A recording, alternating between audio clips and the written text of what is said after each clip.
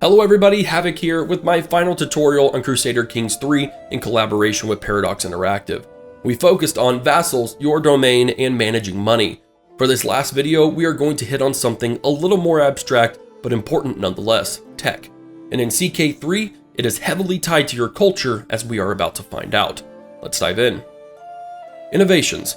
Innovations in Crusader Kings 3 take the place of technology, as they are not solely technological advancements, but more roundly advances that benefit all of the characters of a certain culture. These innovations are the culmination of an idea, something that a culture has an interest in, even if it's a bit foreign. Over time, these ideas become the norm and fully embraced, at which point the innovation is unlocked and accessible to all within your culture. Innovations are broken up into 4 eras: tribal, early medieval, high medieval, and late medieval. Each era is not only locked behind a certain date, but requires at least half of the previous era's innovations to be unlocked, meaning on average you will need 9 innovations per era before advancing to the next.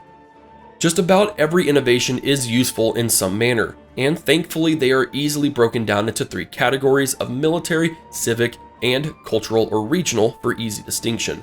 Military and civic will quite obviously deal with the military and non-military related advances, such as being able to recruit certain military units or unlock buildings, to unlocking laws or increasing overall development growth. The cultural and regional innovations are a tad different in their requirements.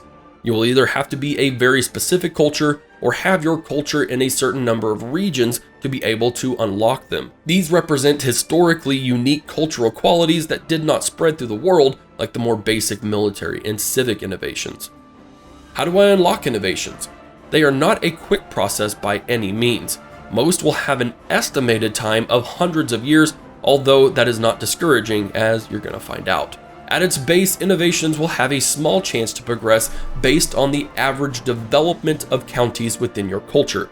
Note that this is all counties of your culture, not just within your own domain. This means that a culture focusing on pure expansion as their primary goal will see slower growth than those that stay a bit more focused and build on development. The real progression occurs with 2 factors: exposure and fascination.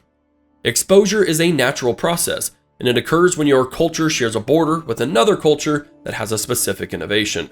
The more you have in common with this other culture, such as the same religion, same culture group, etc., and the more counties that border that other culture, the faster the innovation will unlock. Fascination is entirely 100% character-based, and it reflects the desire of a powerful ruler to research a certain innovation. Whereas exposure is a random selection you don't get to choose, fascination is deliberate on the selection of the character. Who gets to pick innovations? That would be the culture head. The culture head is the character that owns the most number of same culture counties within their realm. This means that the culture head can change at any point during your campaign, and that it also may not be you, although it should definitely be a goal to become one. One very important factor in unlocking innovations through your fascinations is the learning skill. A cultural head with a low learning skill is not benefiting anyone in your entire culture, and it's an easy recommendation, if you want to focus on advancing your own culture, to acquire learning skills, and going down the scholar lifestyle tree would not be a bad move in the least.